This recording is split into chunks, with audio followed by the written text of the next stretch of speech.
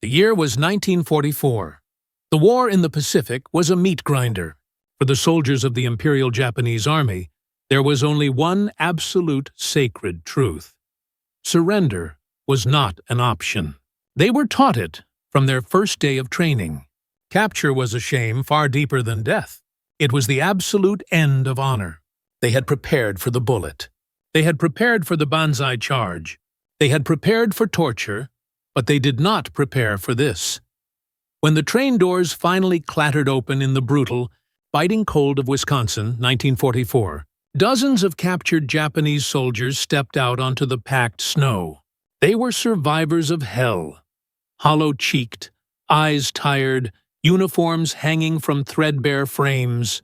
They had marched half-dead through jungles. They had gnawed on roots. They had been starved, beaten, and hunted. They knew what came next. They had braced for the American barbarians they were promised. They expected the end. What they saw instead at Camp McCoy in the United States of America was not the shrieking, lawless chaos they had pictured. There were guard towers. There was barbed wire. There were sentries with rifles. Yes, but the atmosphere was wrong. It was ordered. Smoke curled from kitchen chimneys, carrying the thick, almost insulting smell of cooking food. Rich food. Far richer than the watery rice soups that had kept them barely alive for months. The prisoners exchanged nervous glances. Whispers ran down the line like a current.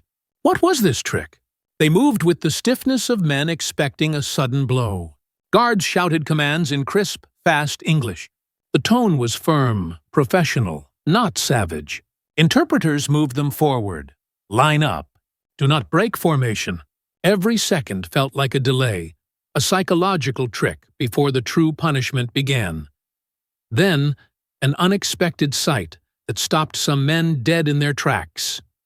Red Cross officials, men with clipboards, standing on the sidelines, observing. Their presence alone was a massive, disorienting shock. Back home, they were told America was indifferent to treaties.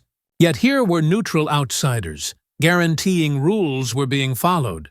Could this be real? Was this truly America? The intake process was terrifyingly thorough, but not in the way they expected. They were deloused, their lice-infested uniforms burned, a final severing from the field. Then came the medical checks: fever, broken bones, severe malnutrition. Many men were underweight. Many were sick. They expected to be ignored, to be tossed aside as worthless human cargo. Instead, an American medic approached a Japanese soldier with a heavily bandaged, infected arm. The soldier prepared for a sneer, for rough handling. Instead, the medic inspected the wound carefully. He cleaned it. He dressed it again, methodically. The soldier sat frozen, unable to reconcile the act of care with the image of the barbaric enemy drilled into him.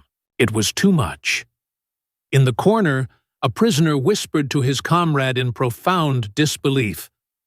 Why would they bother? We are not their men. We are nothing. His friend could only shake his head. It must be a trick. Wait, they are trying to weaken us. The fear lingered, yes, but it was no longer the simple fear of pain. It was the fear of the unknown kindness, the most lethal kind of fear. The Americans were following a phrase they had only heard whispered before: the Geneva Convention, a set of rules, of order. After registration, the men were marched to their new quarters. The barracks were rough, yes, but they were heated with stoves. They were lined with bunks and stocked with thick wool blankets. It was shelter, a comfort they hadn't known in years. A few men sat heavily on the mattresses, testing the unexpected softness with their palms. They had been told captivity meant degradation, that surrender reduced them to animals. But here at Camp McCoy, the first images imprinted themselves differently. A medic carefully wrapping gauze. A Red Cross representative checking rations. The shame was sharp. The enemy was treating them better than their own nation treated its soldiers on the front lines. The true shock was not captivity itself, but how captivity looked nothing like the nightmare they had braced for. That night, they slept. Not under fire, not freezing, but under real blankets. Suspicion lived in their chests like a second heartbeat, but they couldn't ignore the warmth. When the next morning came, they woke not to blows or insults, but to a bugle call. The sound startled them, not because it was loud, but because it was familiar. It was the sound of their own camps, their own routine. For a moment, some forgot where they were. Then, the clank of boots. The English voices. They were ordered into formation and directed toward the mess hall. The fear sat heavy in their stomachs. This was it. The food would be withheld.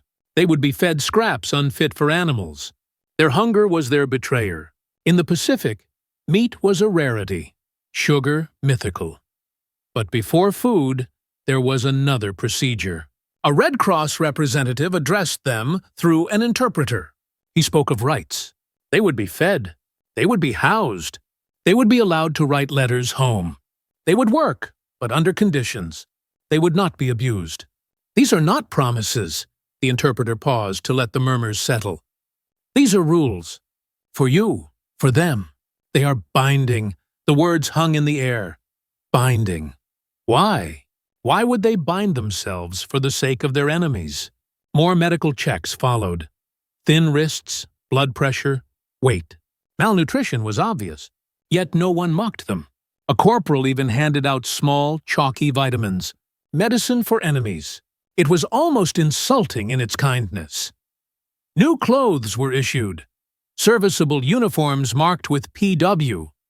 The garments fit better than the torn remnants they had clung to in the field. Some slipped into them slowly, hesitating, feeling the stitch as a surrender of identity. Others simply embraced the warmth. They shivered less as the Wisconsin wind pushed through the barracks. The guards were another profound surprise. Armed, strict, watchful. Yes, but they did not spit on the prisoners. They did not strike them. They enforced order without cruelty. When an elderly prisoner stumbled on the icy path, a guard reached down and pulled him up by the arm. No kick, no sneer, just a curt nod before walking on. It was deeply confusing. That night, conversation ran low. "They speak of rules," one man said, staring at the ceiling. "As though this is an arrangement." "They must be pretending to trap us," another replied, "to make us speak." Yet, as silence fell, the smell from the kitchens drifted over again. It was thick, rich, fatty. Not the sour, thin soups of the islands. Something whole. Their stomachs growled involuntarily, betraying their caution. The Americans, it seemed, did not consider food to be a weapon. For them it was routine. But for the Japanese soldiers who had surrendered with bellies hollow and skin stretched tight, that smell was unbearable. Some pressed their faces into their blankets to block it out. The next morning, the lines formed again. Boots scraped against the mess hall floor. Steam rose from trays behind the counter, carrying a scent so foreign to Japanese noses that many of the men could not even place it. It was rich, heavy, smoky. Meat, yes, but thicker, heartier, something closer to luxury. The prisoners clutched their tin trays like shields, waiting for the humiliation to come. Perhaps scraps would be thrown at them. Perhaps spoiled food would be ladled out with mockery. That was what they expected. Then the first soldier stepped forward. An American cook, sleeves rolled to his elbows, dropped a hot patty onto the bun with a spatula, then added fried potatoes on the side. Finally, he reached for a glass bottle, sweating with condensation, popped the cap, and slid it onto the tray. The red script on the label was unfamiliar, almost decorative. The Japanese soldier stared at the tray as if it were a trick. His hand trembled. "Move along," the cook said flatly. The prisoner shuffled forward, still staring. Behind him, others leaned to glimpse what had been given. Whispers rippled down the line. "Meat. They're giving us meat." When more trays began to fill, disbelief deepened. The bun was soft to the touch, the potatoes fried golden, and the bottle? Coca-Cola, a guard explained curtly. It fizzed as though alive. In the corner of the hall, The prisoners sat at long wooden tables. They eyed the food cautiously, almost suspiciously, like men who had stumbled into forbidden territory. A few brought the bottle to their lips. The sweetness exploded first, then the burn of carbonation in their throats. Some gagged, coughing from the shock. Others widened their eyes in astonishment. One man laughed, an uncontrolled burst that startled his neighbors. Another covered his mouth and lowered his head, shoulders shaking, caught between laughter and tears. A thin soldier, ribs visible even under his new uniform, lifted his hamburger with both hands as though it might fall apart. He sniffed it, then bit in. Grease ran down his chin. He froze, chewing slowly, as if each bite might vanish if he moved too quickly. Then he lowered his face, hiding the tears that welled up. "Are you all right?" A bunkmate nudged him. The man swallowed hard. "I had forgotten the taste of fat." At another table, two prisoners debated quietly. "They want to make us weak," one argued. "They fatten us so we forget our cause." "Or," his companion said slowly, "they simply eat like this every day." That idea was harder to swallow than the food itself. The mess hall filled with low sounds, chewing, muffled laughter, an occasional sob quickly hidden. For a group of men who had lived through the hunger of Guadalcanal and Saipan, the meal was more than nourishment. It was an assault on their assumptions. The Americans serving the food noticed nothing extraordinary. To them it was routine. They ate the same hamburger and fries, washed it down with the same bottle of Coke, and thought nothing of it. This was not a feast meant to impress. It was simply Tuesday dinner. That contrast hit harder than any insult could have. Here were men who had been told that America was starving, decadent, on the brink of collapse. Yet in captivity, they were eating better than they had as free soldiers of the empire. The shame was sharp, but the relief was sharper still. By the time trays were emptied and bottles stood drained, the prisoners sat back in silence. Some folded their hands as if in prayer. Others stared blankly at the wall, trying to process what had just happened. That night, lying on bunks under wool blankets, the memory of the hamburger and Coca-Cola stayed with them. Not just as food, but as proof. Proof that their enemy lived in a different world.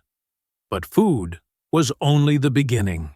Once the routines of daily life inside Camp McCoy took hold, the prisoners would face a new challenge: living with order, boredom, and moments of humanity that tested everything they thought they knew. The shock of that first meal lingered, but it did not erase the reality of captivity. Each morning, the prisoners of war at Camp McCoy woke to the sound of roll call, boots crunching in the frost, rifles pointed toward them from the towers above. The barbed wire was always there, cutting across the horizon, reminding them that this life, no matter how different from what they expected, was still a prison. Inside the wire, routine ruled everything. After breakfast, prisoners were divided into groups.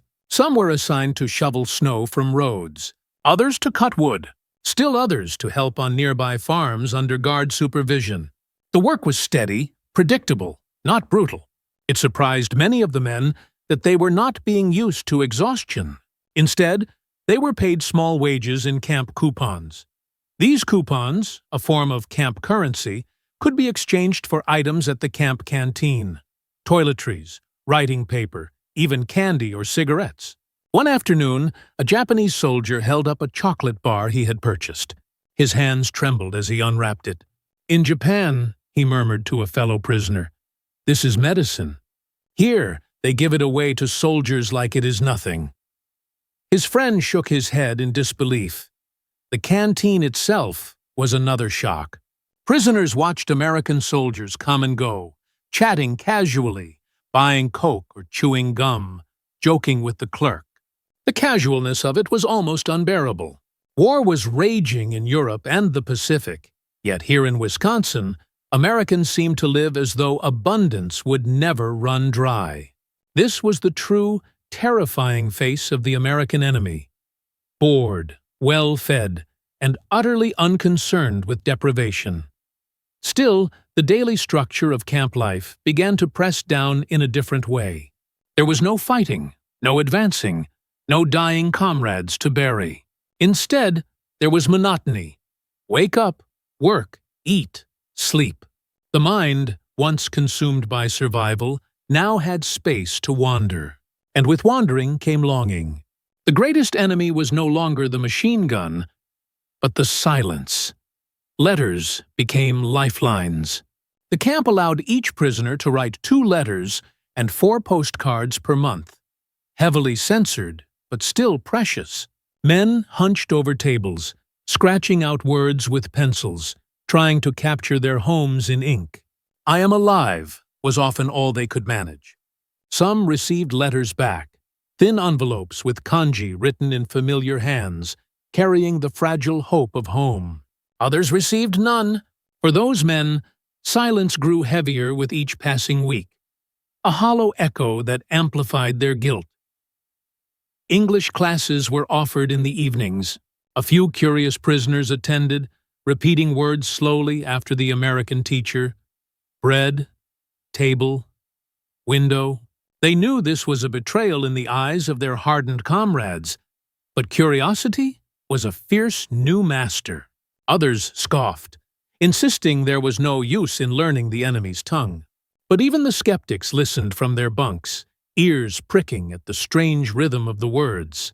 They were fighting a new kind of war, the war of assimilation. There were moments of unexpected contact, of simple human curiosity that broke through the walls of doctrine.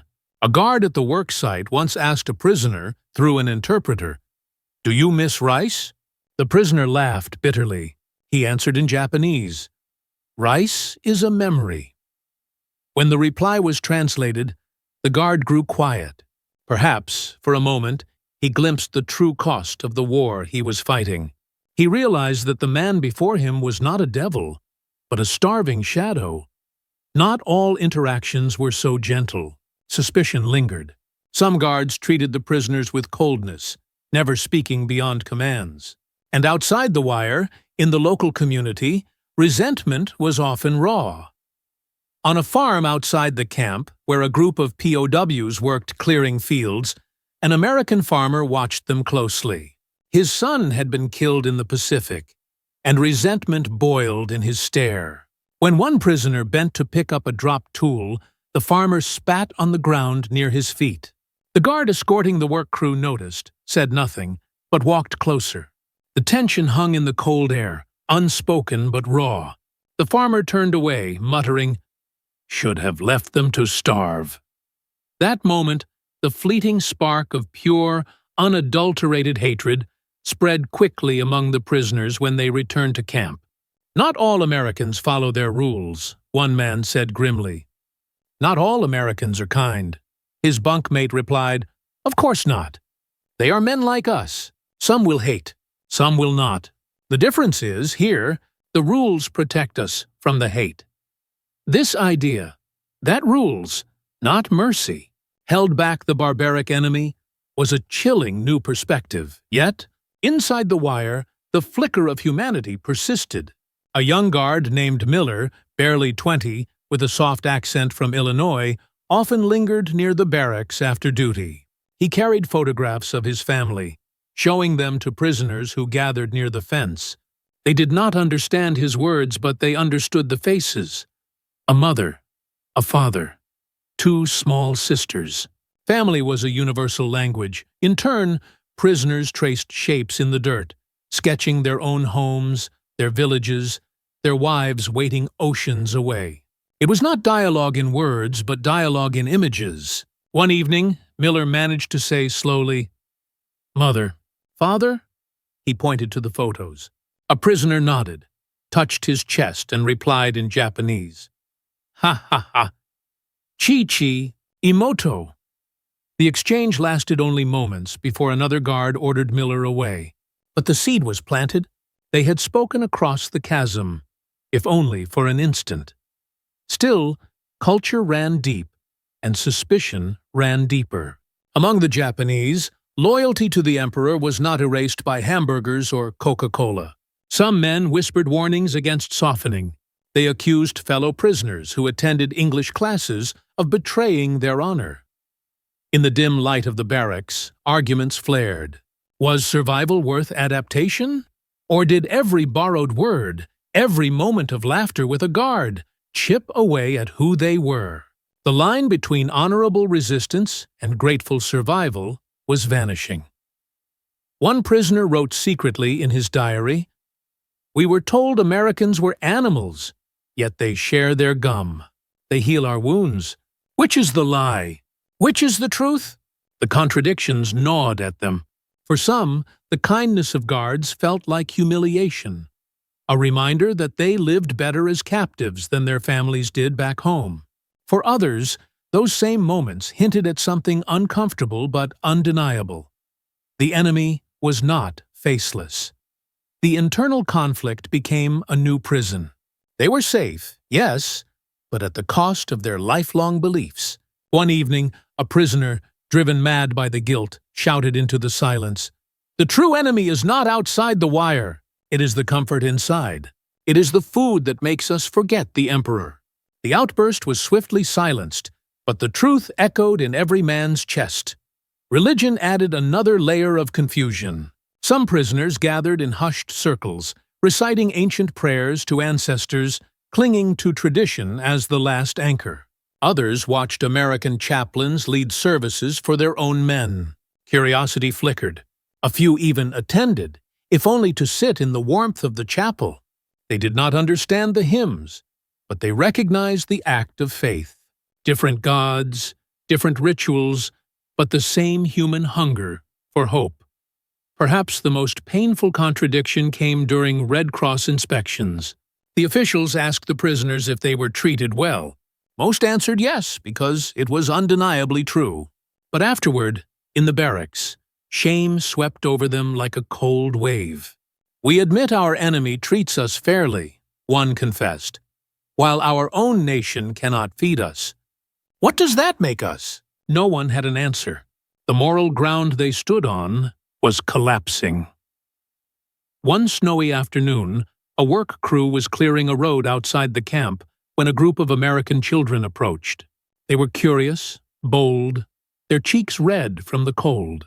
One little girl held out a candy bar, offering it through the wire to a Japanese prisoner. He froze. He had faced bombs, bullets, hunger, but the innocent gesture of a child terrified him more than any weapon. Slowly, he took the candy.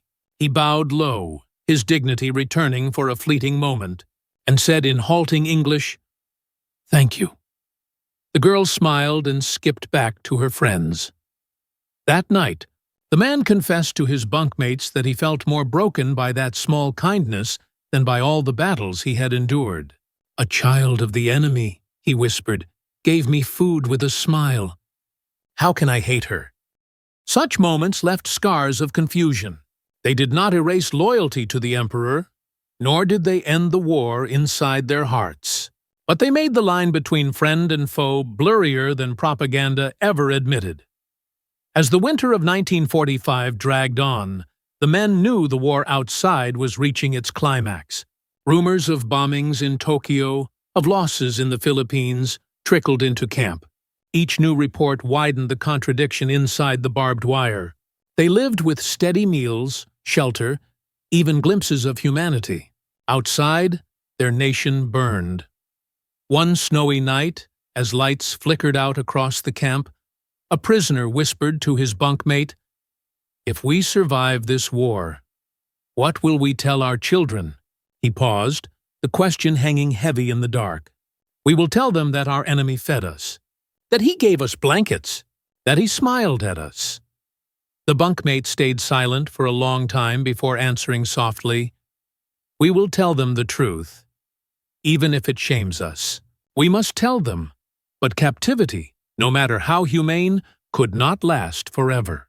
The question looming ahead was simple and terrifying. What would happen when the gates finally opened? By the winter of 1945, the routines of Camp McCoy had settled into something the prisoners could not have imagined when they first stepped off the train. Hunger no longer carved their faces as sharply. Work, though tiring, did not break their bodies. They wrote letters home, some even daring to ask the guards how to spell English words. On the surface, life looked manageable. Yet under that surface ran a deep, toxic conflict, one that grew sharper as weeks turned to months.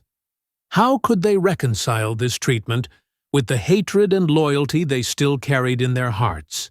Every night, debates flared in the barracks.